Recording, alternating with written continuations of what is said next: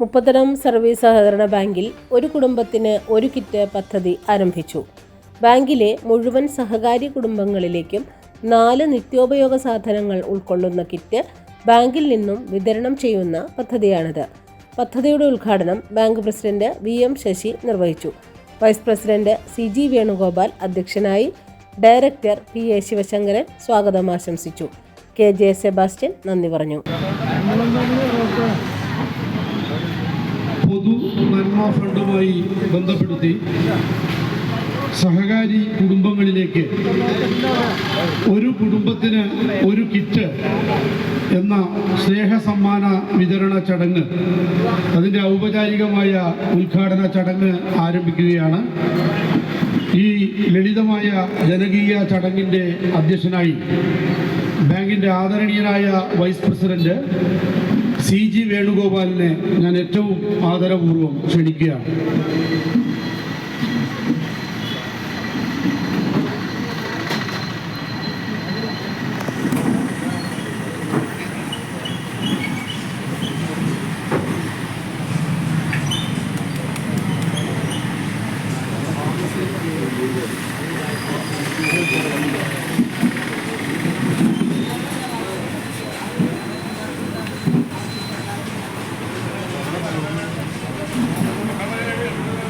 ചടങ്ങിന് സ്വാഗതം ആശംസിക്കുന്നതിന് വേണ്ടി ബാങ്കിൻ്റെ ഡയറക്ടർ ബോർഡ് അംഗം ശ്രീ PA ശിവശങ്കരൻ.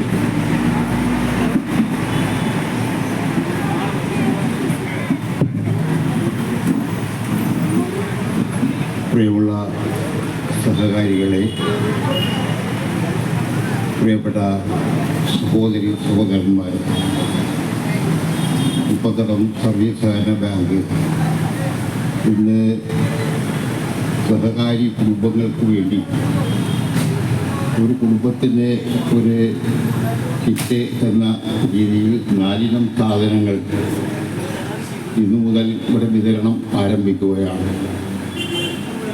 നമുക്കറിയാം, നമ്മുടെ ബാങ്ക് പുരോഗതിയിൽ നിന്നും പുരോഗതിയിലേക്ക് പോയിക്കൊണ്ടിരിക്കുകയാണ്. നമ്മുടെ മന്ദിരത്തിൻ്റെ നിർമ്മാണവുമായി ബന്ധപ്പെട്ടുകൊണ്ട് അതിൻ്റെ ഉദ്ഘാടന സജ്ജമായ ഒരു സന്ദർഭത്തിലാണ് ഇന്ന് നമ്മൾ ഇവിടെ ഒത്തുകൂടിയിരിക്കുന്നത്. നമ്മുടെ ബാങ്കിൻ്റെ കഴിഞ്ഞകാല പ്രവർത്തനങ്ങൾ വിലയിരുത്തുമ്പോൾ ബാങ്കിൻ്റെ പുരോഗതിയിൽ വലിയ പങ്ക് വഹിച്ചിട്ടുള്ള മുൻകാല പ്രവർത്തകരെയും അതുപോലെ തന്നെ ഇതിൻ്റെ ഡയറക്ടർ ബോർഡ്, ജീവനക്കാർ, മുൻ പ്രസിഡന്റുമാർ, ഇവരെല്ലാം വലിയ രീതിയിലുള്ള പ്രവർത്തനങ്ങളുടെ ഒരു ഗുണഫലമാണ് ഇപ്പോൾ നമ്മൾ അനുഭവിക്കുന്നത്. ഞാൻ കൂടുതൽ കാര്യങ്ങളിലേക്ക് കടക്കുന്നില്ല. ഈ ലളിതമായ ചടങ്ങിലെ അധ്യക്ഷത വഹിക്കുന്നത് നമ്മുടെ ബാങ്കിൻ്റെ ബഹുമാനായ വൈസ് പ്രസിഡന്റ് ശ്രീ CG വേണുഗോപാലാണ്. ശ്രീ CG വേണുഗോപാലിനെ ഈ യോഗത്തിലേക്ക് സ്വാഗതം ചെയ്യുകയാണ്. ഈ ഉൽപ്പന്നങ്ങളുടെ വിതരണ ഉദ്ഘാടനം നിർവഹിക്കുന്നത് നമ്മുടെ ബാങ്കിൻ്റെ പ്രസിഡന്റ് ശ്രീ VM ശശി അവരുകളാണ്. ശ്രീ VM ശശി ബാങ്ക് പ്രസിഡന്റിനെ വളരെ വിനയത്തോടെ ഈ യോഗത്തിലേക്ക് സ്വാഗതം ചെയ്യുകയാണ്. ഈ യോഗത്തിൽ പങ്കെടുത്തിട്ടുള്ള ബാങ്കിൻ്റെ ഡയറക്ടർ ബോർഡ് അംഗങ്ങൾ Shri KJ Sebastian, Shrimati Rajalakshmi, Shri KN Rajeesh, Shri Ibrahim തുടങ്ങിയ എല്ലാ ബോർഡ് മെമ്പർമാരെയും ഈ ചടങ്ങിലേക്ക് സ്വാഗതം ചെയ്യുന്നു. ഈ ചടങ്ങിൽ പങ്കെടുത്തിട്ടുള്ള നമ്മുടെ ബാങ്കിൻ്റെ സെക്രട്ടറി ശ്രീ PH സാബു നമ്മുടെ ബാങ്ക് എടുക്കുന്ന തീരുമാനങ്ങൾ, ബോർഡ് എടുക്കുന്ന തീരുമാനങ്ങൾ വളരെ നന്നായി എല്ലാ കാര്യങ്ങളും ശ്രദ്ധയിലെത്തിക്കൊണ്ട് അതിൻ്റെ എല്ലാ ചടങ്ങുകളും വളരെ ഭംഗിയായി നിർവഹിക്കാൻ ശ്രമിക്കുന്ന നമ്മുടെ ബാങ്കിൻ്റെ സെക്രട്ടറി ശ്രീ സാബുവിനെ ഈ യോഗത്തിലേക്ക് സ്വാഗതം ചെയ്യുന്നു. നമ്മുടെ ജീവനക്കാർ നമ്മുടെ ജീവനക്കാരെ സംബന്ധിച്ച് പറയുമ്പോൾ അവർ ഈ ബാങ്കിൻ്റെ ഒരു മുതൽക്കൂട്ടാണ്.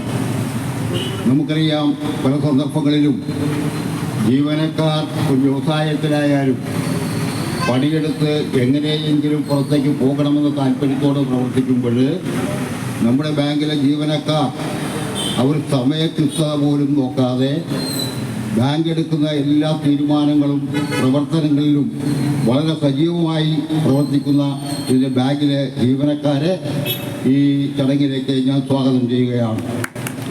അതുപോലെ സഹകാരികൾ, നമ്മുടെ ബാങ്കിൻ്റെ പ്രവർത്തനങ്ങളിൽ എല്ലാ കാലത്തും ഈ ബാങ്കിലെ അംഗങ്ങളായ സഹകാരികൾ വളരെ സഹകരണത്തോടെയാണ് പ്രവർത്തിക്കുന്നത്.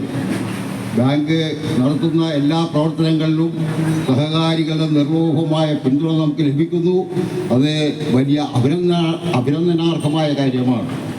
അവരെ എല്ലാവരെയും ഈ ചടങ്ങിലേക്ക് സ്വാഗതം ചെയ്തുകൊണ്ട് ഞാൻ എൻ്റെ വർത്തമാനം അവസാനിപ്പിക്കുന്നു. നന്ദി, നമസ്കാരം.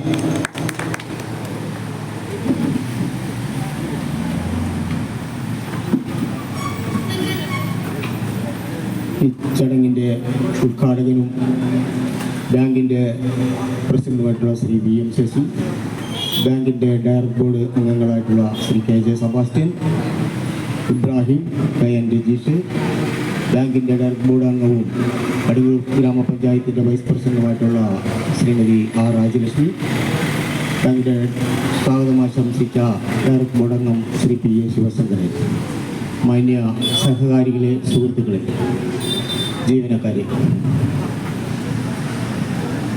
മുപ്പത്തളം സർവീസ് സഹകരണ ബാങ്കിൻ്റെ നേതൃത്വത്തിൽ ഭക്ഷ്യക്കിറ്റ് വിതരണത്തിൻ്റെ ഉദ്ഘാടന ചടങ്ങാണ് ഇവിടെ നടക്കുന്നത്. നമ്മുടെ സഹകരണ പ്രസ്ഥാനം വളരെയേറെ പ്രതിസന്ധികളെ തരണം ചെയ്തു നീങ്ങുന്ന ഒരു സാഹചര്യത്തിലാണ് നമ്മുടെ ഈ മഹനീയമായ ചടങ്ങ് ഇവിടെ നടക്കുന്നത്.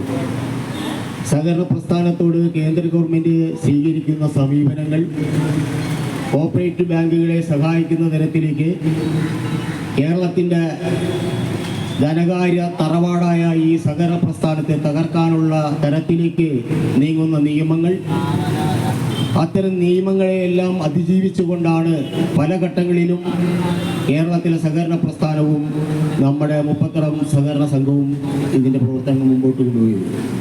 അതിലേക്ക് അതിജീവിക്കാൻ നമ്മുടെ നാട്ടിലെ സഹകാരികളും പൊതുസമൂഹവും സഹകരണ പ്രസ്ഥാനത്തോടൊപ്പം കൈകോർത്തതിൻ്റെ അടിസ്ഥാനത്തിലാണ്. അതിൽ രാഷ്ട്രീയമോ ജാതിയോ വേറെ വേർതിരിവില്ലാതെ ഈ സഹകരണ പ്രസ്ഥാനത്തിൻ്റെ മഹത്വം ഈ നാട്ടിലെ ജനങ്ങൾക്ക് നല്ലപോലെ അറിയാവുന്ന ഒരു വസ്തുത എന്ന നിലയ്ക്കാണ് സാധാരണക്കാരൻ്റെ കുടുംബവുമായി നിത്യേന ബന്ധമുള്ള അവൻ്റെ സംരക്ഷകൻ എന്ന നിലയിൽ തന്നെ സഹകരണ പ്രസ്ഥാനം വളർന്നു കഴിഞ്ഞു.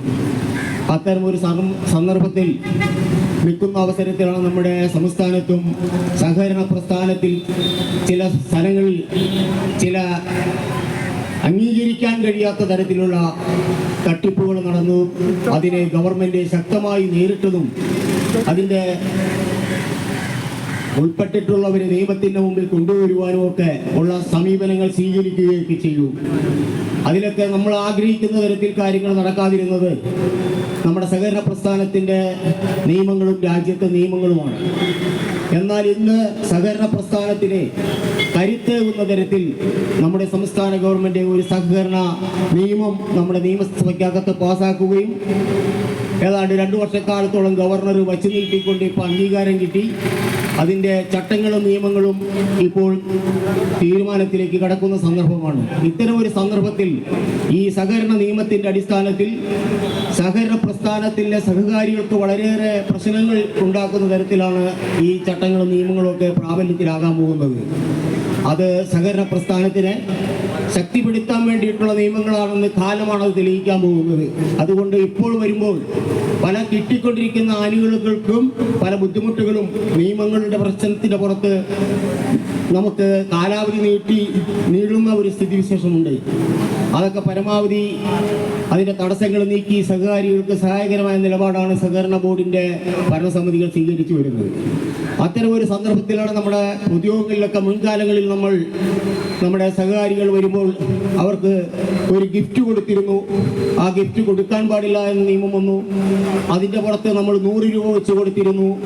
ആ 100 രൂപയും ഇപ്പോൾ കൊടുക്കാൻ കഴിയില്ല എന്ന സഹകരണ വകുപ്പിൻ്റെ തീരുമാനത്തിൻ്റെ അടിസ്ഥാനത്തിലാണ് പൊതുയോഗങ്ങളിൽ നമ്മൾ അത്തരം ഒരു പൊതുയോഗങ്ങളിൽ ഗിഫ്റ്റും സാമ്പത്തിക സഹായവും കൊടുത്ത് പൊതുയോഗത്തിൽ ബാങ്കിൻ്റെ ബഡ്ജറ്റ് അംഗീകരിക്കുന്ന ഒരു വ്യവസ്ഥിതി വേണ്ട എന്ന ഒരു തീരുമാനത്തിൻ്റെ അടിസ്ഥാനം ഡിപ്പാർട്ട്മെൻറ്റ് എടുത്തതിൻ്റെ പുറത്താണ്. അല്ലാതെ ഇവിടെ നമ്മുടെ മുപ്പത്തടം ബാങ്കിൻ്റെ ഭരണസമിതിക്ക് ആ 100 രൂപ കൊടുക്കാനോ മറ്റു രീതിയിലുള്ള ഗിഫ്റ്റുകൾ കൊടുക്കാനോ ഒന്നും യാതൊരു ബുദ്ധിമുട്ടുമില്ല. ഏത് ബാങ്കിനെ അപേക്ഷിച്ചും മുപ്പത്തടം സർവീസ് സഹകരണ ബാങ്ക് അതിൻ്റെ മുൻകാലങ്ങളിൽ ഇരുന്ന ഭരണസമിതികളും ജീവനക്കാരും പൊതുസമൂഹവും ശക്തമായ പിന്തുണ നൽകിയതിൻ്റെ അടിസ്ഥാനത്തിൽ അഭിമാനകരമായ സാമ്പത്തിക വളർച്ചയും അഭിമാനകരമായ നേട്ടങ്ങളും നമ്മുടെ ബാങ്കിൻ്റെ മുമ്പിൽ നമുക്ക് എല്ലാവർക്കും അഭിമാനിക്കാനുണ്ട്. അതുകൊണ്ട് പൈസയുടെ കുറവോ കൊടുക്കണ്ട എന്ന ഭരണസമിതിയുടെ തീരുമാനവോ അല്ല ഈ നാട്ടിലുണ്ടായ ചില ക്രമക്കേടുകളുടെ അടിസ്ഥാനത്തിലും ആ നിയമങ്ങൾ വന്നത്. എന്നാൽ തൊട്ടടുത്ത ബാങ്കുകളിൽ ഇതൊക്കെ ചെയ്യുന്നുണ്ട് എന്നാണ് അറിയുന്നത്.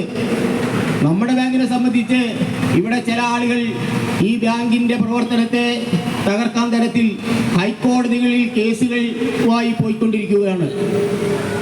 നമ്മുടെ നിയമം അനുസരിച്ച് ഒറ്റയ്ക്ക് വാദിക്കാം, കേസ് കൊടുക്കുന്ന ആൾക്ക് വാദിക്കാം. അങ്ങനെ വാദിച്ചുകൊണ്ട് നടത്തുന്ന കേസുകളെ ചെറുക്കാൻ നമുക്ക് കഴിയണം. അത്തരം നടപടികളിലേക്ക് നമ്മുടെ ഭരണസമിതിയും നീങ്ങുന്നുണ്ട്. അതുകൊണ്ട് അത്തരം ബുദ്ധിമുട്ടുകളാണ് സാമ്പത്തികമായോ ഇത്തരത്തിലോ നമ്മുടെ സഹകാരികളെ സഹായിക്കാൻ നമ്മുടെ ഭരണസമിതിക്ക് കഴിയാതെ പോകുന്നു. വലിയ വിമർശനമാണ് നമ്മുടെ നാട്ടിൽ. ആ വിമർശനങ്ങൾക്ക് മാന്യ സഹകാരികൾ ഉൾക്കൊള്ളുമെന്ന് തന്നെയാണ്. അത്തരത്തിൽ വന്ന ഒരു സാഹചര്യത്തിലാണ് നമ്മുടെ ബാങ്ക് ഭരണസമിതി പ്രസിഡന്റിന്റെ നിർദ്ദേശപ്രകാരം നമുക്ക് എന്തെങ്കിലും ചെയ്യണം, അതനുസരിച്ച് ഡിപ്പാർട്ട്മെന്റിനോട് അനുവാദം വാങ്ങിക്കണം. ആ അനുവാദത്തിന്റെ പുറത്ത് നമുക്ക് സഹകാരി കുടുംബങ്ങൾക്ക് എന്തെങ്കിലും ഒരു സംഗതി ചെയ്യണമെന്നതിൻ്റെ അടിസ്ഥാനത്തിലാണ് ഇത്തരത്തിലുള്ള ഒരു ഭക്ഷ്യക്കിറ്റ് നമ്മളിവിടെ എല്ലാ കുടുംബങ്ങൾക്കും നമ്മുടെ ബാങ്കിലെ മെമ്പർമാരായിട്ടുള്ളവരുടെ റേഷൻ കാർഡിൻ്റെ അടിസ്ഥാനത്തിൽ എല്ലാ കുടുംബങ്ങൾക്കും കിറ്റ് കൊടുക്കുവാൻ തീരുമാനിച്ചിട്ടുള്ളത്. അതുകൊണ്ട് ഇപ്പോൾ നമ്മുടെ ഡിവിഡൻറ്റിനെ കുറിച്ച് പരാതിയുണ്ട്. ഇതൊക്കെ മുൻകാലങ്ങളിൽ ഡിവിഡൻറ്റ് കൊടുക്കുന്ന കാലത്ത് ഈ നിയമമൊന്നും കർശനമായിട്ട് വന്നിരുന്നില്ല.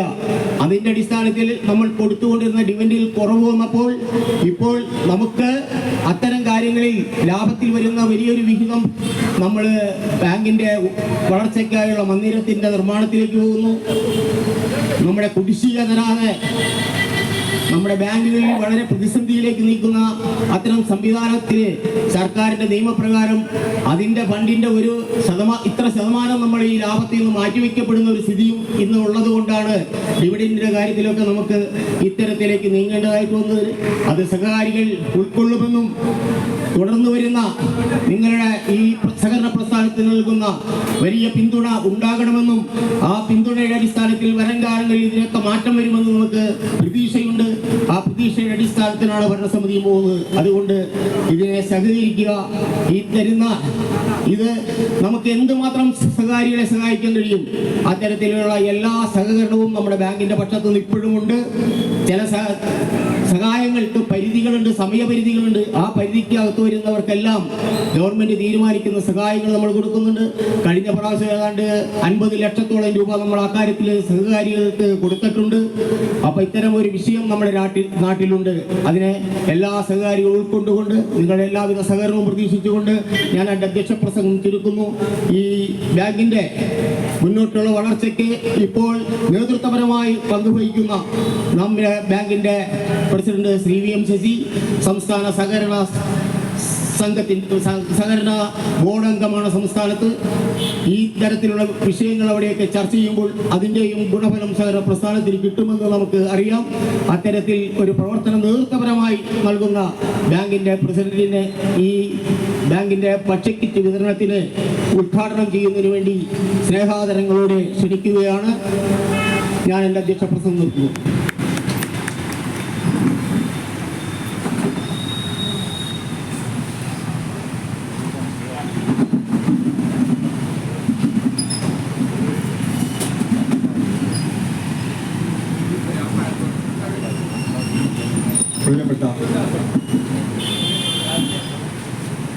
ഇന്നത്തെ ചടങ്ങിൻ്റെ അധ്യക്ഷൻ bank president Shri C G Venugopal,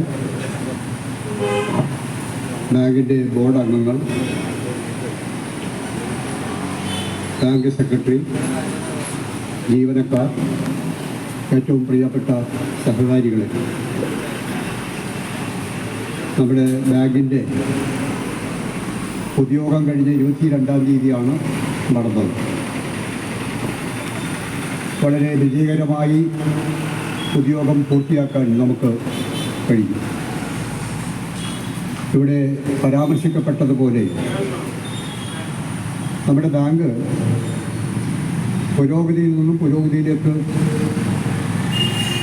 മാറിക്കൊണ്ടിരിക്കുകയാണ്. നമ്മുടെ സഹകാരികളുടെയും ജീവനക്കാരുടെയും എല്ലാം സഹകരണത്തിൻ്റെയും സഹായത്തിൻ്റെയും അടിസ്ഥാനത്തിലാണ് ബാങ്കിനെ ഈ നിലയിലേക്ക് എത്തിക്കാൻ നമുക്ക് കഴിഞ്ഞിട്ടുള്ളത്. നമ്മൾ കൈവരിച്ച നേട്ടം സഹകാരി സമൂഹത്തിനാകെ പ്രയോജനപ്പെടുത്തക്ക വിധത്തിൽ ഒരു സാമൂഹ്യ പ്രതിബദ്ധത നിലനിർത്തിക്കൊണ്ടാണ് നമ്മൾ മുന്നോട്ട് പോകാൻ വേണ്ടി ശ്രമിച്ചിട്ടുള്ളത്. ഇനിയും നമ്മൾ ആ നിലയ്ക്ക് മുന്നോട്ട് പോകാനാണ് ആഗ്രഹിക്കുന്നത്. നമ്മളെ അലട്ടുന്ന ചില വിഷയങ്ങളുണ്ട്. അത് നമ്മുടെ കുടിശ്ശികയാണ്. ആ കുടിശ്ശിക കുറയ്ക്കാൻ വേണ്ടിയിട്ടുള്ള പരിശ്രമം നമ്മൾ നടത്തിപ്പോരുകയാണ്. നമ്മുടെ ബാങ്കിൻ്റെ ജീവനക്കാരും ബോർഡ് മെമ്പർമാരും കുടിശ്ശികക്കാരായിട്ടുള്ള സഹകാരികളെ കണ്ട് കുടിശ്ശിക കുറയ്ക്കണം എന്നുള്ള ആവശ്യം പലവട്ടം ആവർത്തിച്ചിട്ടുള്ളതാണ്. ഇതിനിടയ്ക്ക് സർക്കാരിൻ്റെ ഒരു പ്രഖ്യാപനം വന്നു, ജപ്തിയില്ല എന്ന്. ചിലർ കണക്കാക്കിയിട്ടുള്ളത് ഇത് അടച്ചില്ലെങ്കിൽ ജപ്തി ഉണ്ടാവില്ലല്ലോ, അത് അടയ്ക്കേണ്ടി വരില്ല എന്നുള്ള ധാരണയാണ് പലർക്കും ഉള്ളത്. പക്ഷേ ഒരു ഘട്ടം കഴിയുമ്പോൾ നടപടികളിലേക്ക് നീങ്ങേണ്ടി വരും. നമ്മുടെ ബാങ്കും ബാങ്കിൻ്റെ ഭരണസമിതിയുമെല്ലാം പരമാവധി സഹകാരികളെ ബുദ്ധിമുട്ടിക്കാത്ത നിലയ്ക്കുള്ള സമീപനമാണ് സ്വീകരിക്കുന്നത്. ആർക്കും ഒരു ബുദ്ധിമുട്ടുണ്ടാകാൻ പാടില്ല. പരമാവധി വിട്ടുവീഴ്ച നമ്മൾ പല കാര്യങ്ങളിലും ചെയ്യാം. പക്ഷേ നിങ്ങൾ എടുത്തുകൊണ്ടുപോകുന്ന വായ്പകൾ അത് തിരിച്ചടച്ചാൽ ബാങ്കിൻ്റെ നിലനിൽപ്പുണ്ടാവില്ല. മറ്റുള്ളവർ അവരുടെ ആവശ്യങ്ങൾക്ക് വേണ്ടി ലോണിന് വേണ്ടി വരുമ്പോൾ അവർക്ക് കൊടുക്കാൻ കഴിയും. ഇവിടെ ഡിപ്പോസിറ്റ് ചെയ്തിട്ടുള്ള ഒട്ടേറെ ആളുകളുണ്ട്. അവരുടെ ഡിപ്പോസിറ്റുകൾ പിൻവലിക്കാൻ വേണ്ടി വരുമ്പോൾ ആ ഡിപ്പോസിറ്റ് അവർക്ക് കൊടുക്കാൻ കഴിയണമെങ്കിൽ ഇവിടെ ഫണ്ടുണ്ടാകണം. അപ്പോൾ നമുക്ക് കിട്ടി, നമ്മുടെ കാര്യങ്ങൾ നടന്നു, ഇനിയിപ്പോൾ അടച്ചില്ലെങ്കിലും കുഴപ്പമില്ല എന്നുള്ള നിലപാട് സ്വീകരിക്കുന്ന സഹകാരികളോട് പറയാനുള്ളത്, നിങ്ങൾ മറ്റ് നടപടികളിലേക്ക് പോകാതെ ബാങ്കിനും സഹകാരികൾക്കും നിങ്ങൾക്കും ബുദ്ധിമുട്ടില്ലാത്ത വിധത്തിൽ നമ്മുടെ കുടിശ്ശിക അടച്ചു തീർക്കാനുള്ള നടപടികൾ സ്വീകരിക്കണം. ഇപ്പോൾ ഇവിടെ അദാലത്ത് നടക്കുകയാണ്. ഇവിടെ ഇപ്പോൾ പറഞ്ഞു നിയമത്തിൽ ഭേദഗതി വന്നു. നിയമത്തിൽ ഭേദഗതി വന്നില്ലെങ്കിലും ഈ കുടിശ്ശികയ്ക്ക് വേണ്ടി ബാങ്കിന് നേരിടാവുന്ന ഒരു പരിധിയുണ്ട്. ആ പരിധി വിട്ടാൽ പിന്നെ ഡിപ്പാർട്ട്മെൻറ്റിലേക്ക് അയക്കണം, അല്ലെങ്കിൽ ബാങ്കിൻ്റെ പേരിൽ നടപടി വരും. അപ്പോൾ കാലഹരണപ്പെട്ടിട്ടുള്ള കുടിശ്ശികകളെല്ലാം നമ്മൾ ഡിപ്പാർട്ട്മെൻറ്റിലേക്ക് എഴുതി അറിയിക്കുമ്പോൾ അവിടെ നിന്നാണ് പിന്നെ കൈകാര്യം ചെയ്യുന്നത്. അവിടെ നിന്നാണ് നടപടികളിലേക്ക് നീങ്ങുന്നത്. അവരാണിപ്പോൾ ഇവിടെ അദാലത്ത് നടത്തിക്കൊണ്ടിരിക്കുന്നത്. അദാലത്തിൽ വന്നിട്ട് അവരുടെ വിഷമതകൾ പറയാം. അതിനകത്ത് വരുന്ന സെയിൽ ഓഫീസറോ ഉദ്യോഗസ്ഥന്മാരോ അവർക്ക് ഗഡുക്കൾ അനുവദിച്ചാൽ, ഇളവുകൾ അനുവദിച്ചാൽ അത് വാങ്ങാം. ഇവിടെ ഇളവുകൾക്ക് വേണ്ടി പലരും വരുന്നുണ്ട്. പലിശ ഒഴിവാക്കി കാണുമെന്നുള്ള അപേക്ഷയുമായി വരുന്നുണ്ട്. അത് നമ്മളെ കൊണ്ട് കഴിയുന്നതല്ല. ഡയറക്ടർ ബോർഡിന് പലിശ ഒഴിവാക്കാൻ കഴിയില്ല. അങ്ങനെ ഡിപ്പാർട്ട്മെൻറ്റിൻ്റെ പ്രഖ്യാപനം വരും. സാധാരണഗതിക്ക് വർഷത്തിലൊരിക്കലാണ് അത് വരുന്നത്. എല്ലാ വർഷവും മാർച്ച് മാസത്തിൽ സാധാരണഗതിക്ക് വരാറുണ്ട്. പക്ഷേ ഈ കഴിഞ്ഞ സാമ്പത്തിക വർഷം മാർച്ച് മാസം 31 കഴിഞ്ഞിട്ട് ഗവൺമെൻറ് ഒരു മാസം കൂടി നീട്ടി, ഏപ്രിൽ 31 വരെ നീട്ടി. അപ്പോഴും നമ്മൾ ഈ കാര്യങ്ങൾ സഹകാരികളായി അറിയിച്ചു. പിന്നെ ഇടയ്ക്കൊരു മാസത്തെ പ്രഖ്യാപനം കൂടി വന്നു, കഴിഞ്ഞ ജൂലൈ മാസത്തിൽ. അന്നും നമ്മൾ അറിയിച്ചു. കുറേ ആളുകൾ വന്നിട്ട് കുടിശ്ശിക തീർത്തു. ആ സന്ദർഭത്തിലാണ് നമുക്ക് പലിശക്കകത്ത്, പിഴപ്പലിശക്കകത്ത് ഇളവ് ചെയ്യാൻ നമുക്ക് കഴിയും. അല്ലാത്ത സന്ദർഭത്തിലൊന്നും ബാങ്കിൻ്റെ ബോർഡിന് നേരിട്ട് പലിശക്കകത്ത് ഇളവ് ചെയ്ത് കൊടുക്കാൻ കഴിയില്ല. അത് സഹകരണ നിയമം അനുസരിച്ച് നമുക്ക് ചെയ്തു കൊടുക്കാൻ കഴിയുന്നതല്ല. പക്ഷെ ചിലരെല്ലാം ഇവിടെ വന്ന് വളരെ ദേവസ്വത്തോടു കൂടി ഇവിടെ വന്ന് വഴക്കുണ്ടാക്കിയൊക്കെ പോകുന്നുണ്ട്. നിങ്ങൾ വിചാരിച്ചാൽ കഴിയും, ഞങ്ങൾക്ക് ആ പലിശ ഒഴിവാക്കി തന്നാൽ ഞങ്ങൾ അടയ്ക്കില്ല എന്നൊക്കെ പറഞ്ഞ് പോകുന്നു. നമ്മളെ കൊണ്ട് ചെയ്യാൻ കഴിയുന്ന കാര്യങ്ങളല്ല. മാത്രമല്ല, പലിശ പൂർണ്ണമായി ഒഴിവാക്കി കഴിഞ്ഞാൽ പിന്നെ ബാങ്കിൻ്റെ നിലനിൽപ്പ് അപകടത്തിലാകും. ഗവൺമെൻറ് പ്രഖ്യാപിച്ച ആ സമയപരിധിക്കകത്ത് നമ്മൾ ഒട്ടേറെ പേർക്ക് പലിശ ഇളവ് ചെയ്ത് കൊടുത്തിട്ടുണ്ട്. നമ്മൾ കഴിഞ്ഞ സാമ്പത്തിക വർഷം 28,53,463 രൂപ പലിശ ഇളവ് കൊടുത്തൊരു ബാങ്കാണത്. 28,53,463 രൂപയുടെ പലിശ ഇളവ് നമ്മൾ കൊടുത്തു. അതെവിടെയാണ് കുറയുന്നത്? നമ്മുടെ ലാഭത്തിലാണ്, ബാങ്കിൻ്റെ ലാഭത്തിലാണ്. ഈ പലിശ കൂടി വരുമ്പോഴാണല്ലോ ബാങ്കിന് ലാഭം ഉണ്ടാകുന്നത്. ഈ ഇളവ് കൊടുക്കുമ്പോൾ നമ്മുടെ ലാഭത്തിൽ അതിൻ്റെ കുറവ് വരും. എന്നിട്ടും നമുക്ക് എല്ലാ വർഷവും ലാഭത്തിൽ പ്രവർത്തിക്കാൻ വേണ്ടി കഴിയാം. ഈ പ്രാവശ്യത്തെ നമ്മുടെ ലാഭമുണ്ട്. ഈ പ്രാവശ്യത്തെ നമ്മുടെ ലാഭം 89,75,553 രൂപയാണ് ഈ പ്രാവശ്യം ലാഭം. എന്നാൽ യഥാർത്ഥത്തിൽ നമ്മുടെ ലാഭം അതല്ല. യഥാർത്ഥ നമ്മുടെ ലാഭം എന്ന് പറഞ്ഞാൽ 1,10,00,000-ലധികം രൂപയാണ് യഥാർത്ഥ നമ്മുടെ ലാഭം. അതിനകത്ത് 21 ലക്ഷം രൂപ നമ്മുടെ പുതിയ കെട്ടിട ഫണ്ടിലേക്ക് വേണ്ടി നമ്മൾ മാറ്റി. അത് മാറ്റുമ്പോഴാണ് 89,75,553 രൂപ ഈ പ്രാവശ്യത്തെ ലാഭമായി നമുക്ക് കാണിക്കാൻ വേണ്ടി കഴിഞ്ഞിട്ടുള്ളത്. കഴിഞ്ഞ വർഷത്തെ നമ്മുടെ ലാഭം എന്ന് പറഞ്ഞാൽ 1,06,15,453. അതിനേക്കാൾ കൂടുതൽ ഈ വർഷം ലാഭമുണ്ട് നമുക്ക്. നമ്മൾ ഈ പലിശ ഇളവ് കൊടുത്തിട്ടും ഈ നടപടികളെല്ലാം ഒട്ടേറെ ആനുകൂല്യങ്ങൾ നമുക്ക് കൊടുക്കാൻ കഴിഞ്ഞിട്ടും നമുക്ക് ഈ വർഷം ലാഭം നമ്മൾ വർദ്ധിപ്പിക്കാൻ വേണ്ടി കഴിഞ്ഞു. നമ്മൾ മറ്റ് പല ബാങ്കുകളും ചെയ്യാത്തത്ര ആനുകൂല്യങ്ങൾ സഹകാരികൾക്കൂടെ ചെയ്യുന്നുണ്ട്. പലർക്കും അത് മനസ്സിലായിട്ടില്ല. ഇപ്പോൾ പച്ചക്കിറ്റിൻ്റെ കാര്യം ഇവിടെ പറഞ്ഞല്ലോ, പൊതുയോഗത്തിനകത്ത് ഗിഫ്റ്റ് കൊടുക്കാത്തതിനെ സംബന്ധിച്ച് പറഞ്ഞല്ലോ. ഗിഫ്റ്റ് കൊടുക്കാൻ നിയമാനുസൃതം നമുക്ക് കഴിയില്ല. സഹകരണ ഡിപ്പാർട്ട്മെൻറ്റിൻ്റെ ഓഡിറ്റ് ഒബ്ജക്ഷൻ ആ കാര്യത്തിൽ വരാണ്. ഗിഫ്റ്റ് കൊടുക്കാൻ പാടില്ല. എന്നാൽ അതല്ലാത്ത എന്തെല്ലാം ആനുകൂല്യങ്ങൾ നമ്മളിവിടെ നിന്ന് കൊടുക്കുന്നത്, പലയിടത്തും കൊടുക്കാത്ത എന്തുമാത്രം ആനുകൂല്യങ്ങൾ നമ്മൾ കൊടുക്കുന്നുണ്ട്. ഇത് സഹകാരികളായിട്ട് നമ്മൾ മനസ്സിലാക്കിയിരിക്കണമല്ലോ. നമുക്ക് മുതിർന്ന സഹകാരികൾക്ക് 70 വയസ്സ് കഴിഞ്ഞ സഹകാരികൾക്ക് 250 രൂപ വീതം മാസത്തിൽ പെൻഷൻ കൊടുക്കുന്ന കേരളത്തിലെ എറണാകുളം ജില്ലയ്ക്കകത്തുള്ള ഒരേ ഒരു സഹകരണ ബാങ്ക് ഉപതല സർവീസ് സഹകരണ ബാങ്ക്. സംസ്ഥാനത്ത് എവിടെയെങ്കിലും ഒറ്റപ്പെട്ട നിലയ്ക്ക് പെൻഷൻ കൊടുക്കുന്നുണ്ടാവും.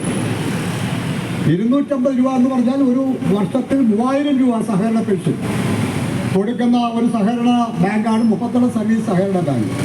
നമ്മൾ ഈ കഴിഞ്ഞ സാമ്പത്തിക വർഷം അവസാനം വരെ 548 പേർക്ക് 250 രൂപ വീതം പെൻഷൻ കൊടുത്തുകൊണ്ടേയിരിക്കുകയാണ്. എല്ലാ മാസവും കൊടുക്കുകയാണ്. ആ ഇനത്തിൽ കഴിഞ്ഞ സാമ്പത്തിക വർഷത്തിൽ നമുക്ക് ചെലവാക്കേണ്ടി വന്നിട്ടുള്ളത് 15,87,750 രൂപയാണ്. അപ്പോൾ 15,87,700 രൂപ ഒരു കൊല്ലം സഹകരണ പെൻഷൻ നമ്മൾ കൊടുത്തുകൊണ്ടിരിക്കുകയാണ്. ഇതെല്ലാം കൊടുത്തിട്ടാണ് നമുക്ക് ഈ ലാഭം ഉണ്ടായിട്ടുള്ളത്.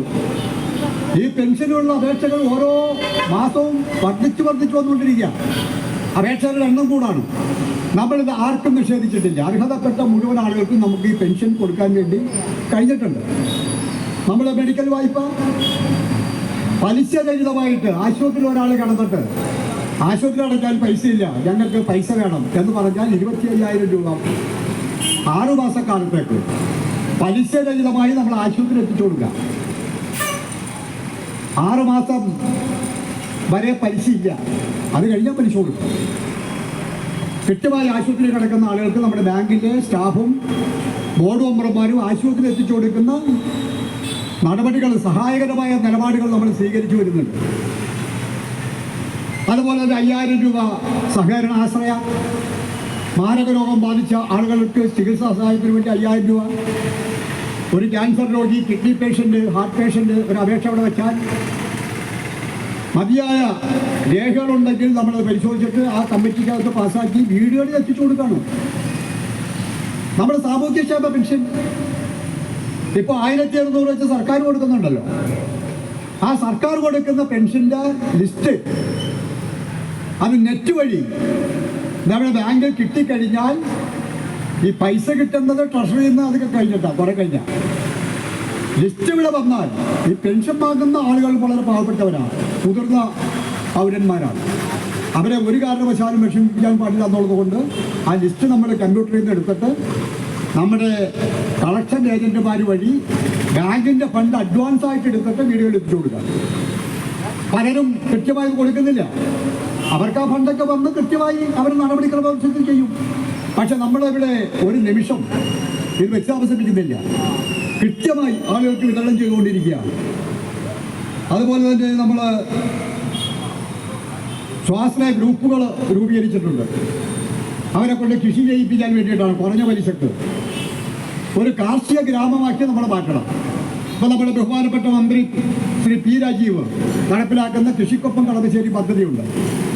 കളമശ്ശേരി മണ്ഡലത്തെ കാർഷിക രംഗത്തൊരു സ്വയം പര്യാപ്ത മണ്ഡലമാക്കി മാറ്റാൻ ആവശ്യമായ പദ്ധതിയാണ് മന്ത്രി രൂപീകരിച്ചിട്ടുള്ളത്. അതിൻ്റെ ഫലമായി ഇതുവരെ നമ്മൾ ചെയ്യാത്ത പല കൃഷികളും നമ്മുടെ മണ്ഡലത്തിൽ ചെയ്തു വരികയാണ്. നമ്മളും അതിൻ്റെ ഭാഗമായി മാറുകയാണ്. കൃഷിക്കൊപ്പം കളമശ്ശേരിയുടെ ഭാഗമായി നമ്മളിപ്പോൾ ചെറുധാന്യ കൃഷി നമ്മൾ ആരംഭിച്ചിട്ടുണ്ട്. ആ ചെറുധാന്യ കൃഷി ചെയ്യുന്ന കൃഷിക്കാർക്ക് ആവശ്യമായ സഹായം നമ്മൾ ചെയ്തു കൊടുക്കണം.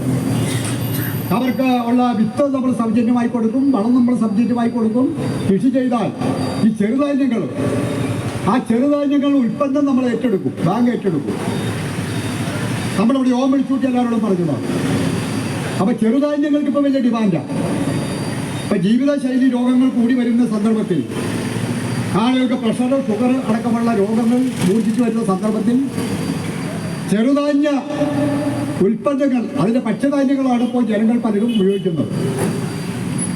ലോകത്ത് തന്നെ ഒരു വലിയ പ്രചാരമാണ് ചെറുധാന്യങ്ങൾക്ക്. അതിൻ്റെ കൃഷി നമ്മൾ ആരംഭിച്ചു. കൃഷിക്കാരെ നമ്മൾ പ്രോത്സാഹിപ്പിച്ചുകൊണ്ടിരിക്കുകയാണ്.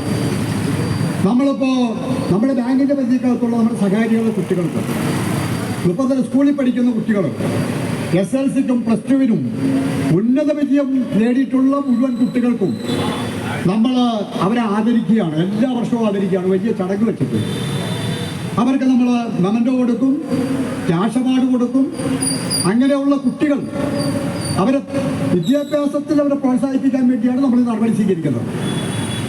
അത്തരം കാര്യങ്ങളെല്ലാം നമ്മളെ ബാങ്ക് ചെയ്തുകൊണ്ടിരിക്കുകയാണ്.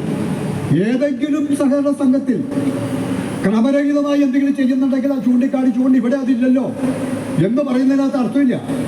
ആരെങ്കിലും ക്രമവിരുദ്ധമായി എന്തെങ്കിലും ചെയ്താൽ ക്രമവിരുദ്ധമായി നമുക്കൊന്നും ചെയ്യാൻ കഴിയില്ല. നമ്മൾ വളരെ സൂക്ഷ്മമായി പരിശോധിച്ചിട്ട് നമ്മുടെ പേരിൽ ഡിപ്പാർട്ട്മെന്റിന്റെ പരിശോധനയ്ക്കകത്ത് ഒരു ക്രമക്കേടുമില്ല എന്ന് കണ്ടെത്താൻ ബോധ്യമുള്ള കാര്യങ്ങൾ മാത്രമാണ് നമ്മുടെ ബാങ്കിലേക്ക് ചെയ്തു കൊടുത്തുകൊണ്ടിരിക്കുന്നത്. ഇപ്പോൾ 4 സെന്റുകാരുണ്ട്, 4 സെന്റ് ഭൂമിയുള്ളവർ, 5 സെന്റ് ഭൂമിയുള്ളവർ സഹകരണ നിയമമനുസരിച്ച് കൊടുക്കാൻ കഴിയില്ല. 5 സെന്റ് കുറഞ്ഞ് ഭൂമിയുള്ളവർക്ക് നമുക്ക് ലോൺ കൊടുക്കാൻ കഴിയില്ല. അത് കൊടുത്താൽ അതിന് പിന്നെ ബാങ്ക് സമാധാനം പറയണം. ചില ബാങ്കുകളെ സംബന്ധിച്ച് നടപടി വന്നു, ക്രമക്കേട് നടപടി എടുത്തെന്നൊക്കെ പറഞ്ഞ് പദ്ധതി വരുന്നത് അവർ അഴിമതി നടത്തിയിട്ടൊന്നുമല്ല. അഴിമതി നടത്തുന്നവരുണ്ട്, എല്ലാവരും അഴിമതി നടത്തിയിട്ടല്ല. ക്രമക്കേടെന്ന് പറഞ്ഞാൽ സഹകരണ ഡിപ്പാർട്ട്മെന്റ് സഹകരണ നിയമത്തിൽ പറയുന്നതിന് വിരുദ്ധമായി എന്തെങ്കിലും പ്രവൃത്തി നടന്നാൽ ക്രമക്കേടാണ്. ആ ക്രമക്കേട് നടത്തിയാൽ നമ്മുടെ ബോർഡിനെതിരായി, സെക്രട്ടറിക്കെതിരായി, ജീവനക്കാർക്കെതിരായി നടപടി ഡിപ്പാർട്ട്മെന്റ് ഭാഗത്തു നിന്ന് വരാണ്. അത് വലിയ വാർത്തയായിട്ട് വരാണ്. അതുകൊണ്ട് നമ്മുടെ സംഘത്തിനകത്ത് ഒരു ക്രമക്കേടും വരാത്തവർക്ക് കൃത്യമായി കാര്യങ്ങൾ പോകണം. എന്നാൽ സഹകാരികൾക്ക് അവർക്ക് അർഹിക്കുന്ന ആനുകൂല്യങ്ങൾ കൃത്യമായി കൊടുക്കണം എന്നുള്ളതിലേക്കാണ് നമ്മുടെ ബാങ്കിന്റെ പ്രവർത്തനം നമ്മൾ നടത്തിക്കൊണ്ടിരിക്കുന്നത്.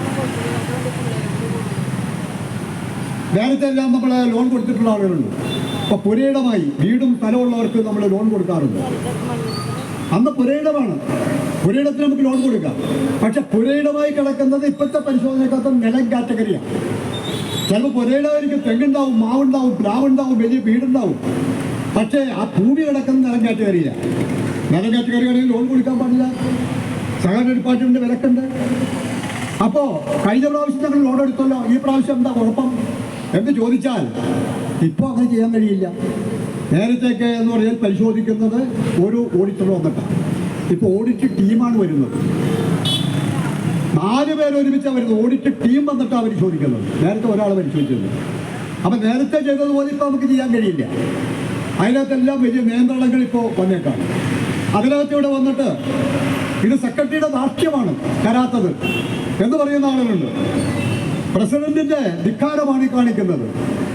ബോർഡ് മെമ്പർമാർ കരുണയില്ലാത്തവരാണ് എന്തൊക്കെയുള്ള വിമർശനങ്ങൾ വെളിയിൽ നടക്കുന്നുണ്ട്. നമുക്ക് എല്ലാവരെയും സഹായിക്കണം. നമുക്ക് നമ്മുടെ ലോൺ പോകണം, അത് തിരിച്ചടവ് വേണം. അങ്ങനെയാണെങ്കിൽ ബാങ്കിന് വരുമാനം ഉണ്ടാകും. അത് വെച്ചുകൊണ്ടാണ് നമ്മൾ മുന്നോട്ട് പോകുന്നത്. ഇപ്പം നമ്മുടെ ബാങ്ക് ഇപ്പോൾ പുതിയ ബിൽഡിങ്ങിൻ്റെ പണി അതേതാണ്ട് പൂർത്തീകരിച്ചു. നമുക്ക് ഇനിയിപ്പോൾ ട്രാൻസ്ഫോമർ കൂടി വരേണ്ടതുണ്ട്. അതാണ് ഇപ്പോൾ ഉള്ള അവസാനത്തെ ഒരു തടസ്സമായി നിൽക്കുന്നത്. ഇലക്ട്രിസിറ്റി ബോർഡിൽ ട്രാൻസ്ഫോമർ ഷോർട്ടാണ്. നമ്മൾ അതിന് വേണ്ടി ഇടപെടൽ നടത്തിയിട്ടുണ്ട്. ആ ട്രാൻസ്ഫോമർ കൂടി വന്ന് ഇന്നോ നാളെയോ പുതിയ ബിൽഡിങ്ങിന് നമ്പറിട്ട് കിട്ടും. ആ നമ്പറിട്ട് കിട്ടിക്കഴിഞ്ഞാൽ ആ ബിൽഡിങ്ങിൻ്റെ ഉദ്ഘാടനം നമുക്ക് അതിഗംഭീരമായി നടത്തണമെന്ന് നമ്മൾ തീരുമാനിച്ചിട്ടുണ്ട്. ഇപ്പോൾ വയനാട് ദുരന്തത്തിൻ്റെ പശ്ചാത്തലത്തിൽ വലിയ ആഘോഷങ്ങൾ വേണ്ട, നമ്മൾ വലിയ നിലയ്ക്ക് നടത്തണമെന്നാണ് ആലോചിച്ചത്. കലാപരിപാടികളോട് നടത്തണമെന്ന് ആലോചിച്ചു. നമ്മൾ പരമാവധി കലാപരിപാടികളെല്ലാം ഒഴിവാക്കി. എന്നാൽ സഹകാരികളുടെയും കുടുംബാംഗങ്ങളുടെയും പരമാവധി പങ്കാളിത്തത്തോടുകൂടി ഗംഭീരമായി നടത്തണം എന്ന് നമ്മൾ ആഗ്രഹിക്കുകയാണ്. ആ പുതിയ ബിൽഡിങ്ങിനകത്ത് ഇന്നിപ്പോൾ കേരളത്തിലുള്ള സഹകരണ മേഖലയ്ക്കകത്തുള്ള ഇതുപോലെ പദ്ധതികളുള്ള മറ്റൊരു സഹകരണ സമുച്ചയം വളരെ അപൂർവമായിരിക്കും. അത്തരൊരു സഹകരണ സമുച്ചയമാണ് നമ്മളിപ്പോൾ തീർത്തിട്ടുള്ളത്. അതിനകത്ത് ഡോക്ടർമാർക്ക് പരിശോധനയുണ്ട്. സ്പെഷ്യലിസ്റ്റ് ഡോക്ടർമാർ പരിശോധിക്കാനുള്ള സൗകര്യം അവിടെ നമ്മൾ ഒരുക്കുന്നുണ്ട്. നീതി മെഡിക്കൽ സ്റ്റോറുകൾ അതിനകത്തുണ്ട്. നീതി ലാബ് അതിൻ്റെ ഭാഗമായി നമ്മൾ പ്രവർത്തിപ്പിക്കുകയാണ്. നമ്മുടെ ഓഫീസിൻ്റെ ഒരു ഭാഗം നമ്മുടെ ഹെഡ് ഓഫീസ് അങ്ങോട്ട് മാറ്റിയാണ്. ഈ ബാങ്കിൻ്റെ പ്രവർത്തനങ്ങൾ ഇവിടെ ബ്രാഞ്ചായി ഇവിടെയും നടക്കും, ഇവിടെയും അവിടെയും നടക്കും. ഹെഡ് ഓഫീസ് നമ്മൾ അങ്ങോട്ട് മാറ്റാൻ വേണ്ടി കഴിയും. അതിനോടനുബന്ധിച്ച് നമ്മളൊരു വലിയ റെസ്റ്റോറൻറ്റ്, നല്ല സൗകര്യമുള്ള നല്ല ഭക്ഷണം കിട്ടുന്ന റെസ്റ്റോറൻറ്റ്, അതിനകത്ത് സാധാരണക്കാരായിട്ടുള്ള ആളുകൾക്ക് എന്ന് പറഞ്ഞാൽ ഏറ്റവും കുറഞ്ഞ നിലയ്ക്ക് ഭക്ഷണം കിട്ടാവുന്ന തരത്തിലുള്ള സൗകര്യങ്ങൾ. എന്നാൽ നല്ല ഭക്ഷണം കിട്ടണം. സ്പെഷ്യൽ ഐറ്റമൊക്കെ വേണ്ടവർക്ക് കാശ് കൊടുത്ത് വേറെ വേണ്ട. കുറഞ്ഞ ചെലവിൽ എന്ന് പറഞ്ഞാൽ സാധാരണക്കാരുടെ ഊണ്, സാധാരണക്കാരുടെ ചായ, അതെല്ലാം കിട്ടാവുന്ന സൗകര്യങ്ങളോടു കൂടിയുള്ള റെസ്റ്റോറൻറ്റ് അവിടെ നമ്മൾ ആരംഭിക്കാൻ വേണ്ടി തീരുമാനിച്ചേക്കാം. ഏതാണ്ട് ഒരു 400 പേർക്ക് ഇരിക്കാവുന്ന വിധത്തിലുള്ള ഓഡിറ്റോറിയം, AC ഓഡിറ്റോറിയം, അത് ആ പുതിയ പദ്ധതിയുടെ ഭാഗമായി അവിടെ നമ്മൾ നിർമ്മിച്ചു കഴിഞ്ഞിട്ടുണ്ട്. ലോഡ്ജുണ്ട്, 12 ലോഡ്ജ് മുറികൾ, ആധുനിക സൗകര്യത്തോടുള്ള ലോഡ്ജ് മുറികൾ അവിടെ പുതിയ ബിൽഡിങ്ങിനകത്തുണ്ട്. ഇത്തരം സൗകര്യങ്ങളോടുകൂടിയാണ് നമ്മുടെ പുതിയ സമുച്ചയം നമ്മൾ കേട്ടിട്ടുള്ളത്. അപ്പോൾ ഞാൻ ഇത്രയും കാര്യങ്ങൾ പറഞ്ഞത് തെറ്റായ ചില ധാരണകൾ പലർക്കുണ്ട്. ആ ധാരണ ഒന്ന് മാറ്റാൻ വേണ്ടി കൂടിയാണ്. നമ്മൾ പൊതുയോഗത്തിൽ കുറേ കാര്യങ്ങൾ പറഞ്ഞതാണ്. ഇപ്പോൾ പലരും പൊതുയോഗത്തിലേക്ക് വരാത്തതുകൊണ്ട് ഇത്തരം കാര്യങ്ങൾ അവിടെ മനസ്സിലാക്കാൻ വേണ്ടി കഴിഞ്ഞിട്ടില്ല. അപ്പോൾ പുതിയ ബിൽഡിങ്ങിൻ്റെ ഉദ്ഘാടനവുമായി ബന്ധപ്പെട്ട് സഹകാരികൾക്ക് എന്തെങ്കിലും ഒരു പ്രസൻറ്റേഷൻ, ഒരു സമ്മാനം കൊടുക്കണമെന്ന് ഞങ്ങൾ ബോർഡ് കൂടി തീരുമാനിച്ചതിൻ്റെ ഫലമായി ഒരു കിറ്റ് കൊടുക്കാൻ വേണ്ടി തീരുമാനിച്ചു. അത് ഓണത്തിന് മുമ്പ് കൊടുക്കണമെന്നൊക്കെയാണ് ഞങ്ങൾ ആഗ്രഹിച്ചത്. പക്ഷെ ഓണത്തിന് മുമ്പ് കൊടുക്കാൻ ഇതിൻ്റെ ഒരുപാട് നടപടിക്രമങ്ങളുണ്ട്. ഇതിൻ്റെ കൊട്ടേഷൻ പിടിക്കണം, കൊട്ടേഷൻ കിട്ടണം, കൊട്ടേഷനകത്തുനിന്ന് പരിശോധിക്കണം, കുറഞ്ഞ കൊട്ടേഷൻ എടുക്കണം, ഇത് പാക്ക് ചെയ്യണം. ഇതെല്ലാം വന്നുകൊണ്ട് ഓണത്തിന് മുമ്പ് നമുക്ക് കൊടുക്കാൻ പറ്റിയില്ല. ഇപ്പോൾ അതിൻ്റെ പാക്കിങ് കഴിഞ്ഞു. ഇന്ന് മുതൽ അതിന് വിതരണം ആരംഭിക്കുകയാണ്. വിതരണം ആരംഭിക്കുമ്പോൾ തിരക്ക് കുറയ്ക്കാൻ വേണ്ടി ഒരു 2 വാർഡുകൾ വീതമാണ് നമ്മൾ കൊടുക്കുന്നത്. ഇന്നിപ്പോൾ രാവിലെ 10 മണിക്ക് അതിൻ്റെ വിതരണം നമ്മുടെ വളങ്കോടവണിൽ അവിടെ വെച്ച് അതിൻ്റെ വിതരണം നടത്തും. രാവിലെ 10 മണിക്ക് അതിൻ്റെ വിതരണം ആരംഭിക്കാൻ പോവുകയാണ്. അത് വൈകുന്നേരം 5 മണി വരെ ഉണ്ടാകും. ഇന്നിപ്പോൾ നമ്മൾ കൊടുക്കുന്നത് 11ാം വാർഡിലെയും 12ാം വാർഡിലെയും സഹകാരികൾക്കാണ്. നാളെ നമ്മൾ കൊടുക്കുന്നത് 14ാം വാർഡിലെയും 15ാം വാർഡിലെയും സഹകാരികൾക്കാണ്. മറ്റന്നാൾ നമ്മൾ കൊടുക്കുന്നത് 16ാം വാർഡിലെയും 17ാം വാർഡിലെയും സഹകാരികൾക്കാണ്. 20-ാം വാർഡിലെ സഹകാരികൾക്ക് കൊടുക്കുന്നത് 28-ാം തീയതിയാണ്. 28-ാം തീയതിക്ക് ഇപ്പോൾ ആർക്കെങ്കിലും കിട്ടാത്തവരുണ്ടെങ്കിൽ അവർക്ക് അവിടെ ഒന്നാമത് കിട്ടും. വരുമ്പോൾ അവരുടെ റേഷൻ കാർഡ്, അവരുടെ സൊസൈറ്റി എന്നുള്ള ID കാർഡ്, ആ റേഷൻ കാർഡും ID കാർഡുമായി വന്ന് അവിടെ എഴുതി ഒപ്പിട്ട് കൊടുത്ത് ഈ പ്രസൻറ്റേഷൻ, ഈ ഗിഫ്റ്റ്, പച്ചക്കിറ്റ് അത് കൈപ്പറ്റാൻ വേണ്ടി എല്ലാവരും സഹകരിക്കണം. അപ്പോൾ പരമാവധി നമ്മൾ ഈ നിലയ്ക്കുള്ള സഹകരണമാണ് സഹകാരികളുമായി ഇവിടെ പുലർത്തിപ്പോരുന്നത്. അതിനകത്ത് എല്ലാവരും സഹകരിക്കണമെന്നും കൂടി അറിയിച്ചുകൊണ്ട് ഇന്നത്തെ ഈ പരിപാടി ഔപചാരികമായി ഉദ്ഘാടനം ചെയ്ത് അറിയിച്ചുകൊണ്ട് ഞാൻ അവസാനിപ്പിക്കുന്നു. നന്ദി, നമസ്കാരം.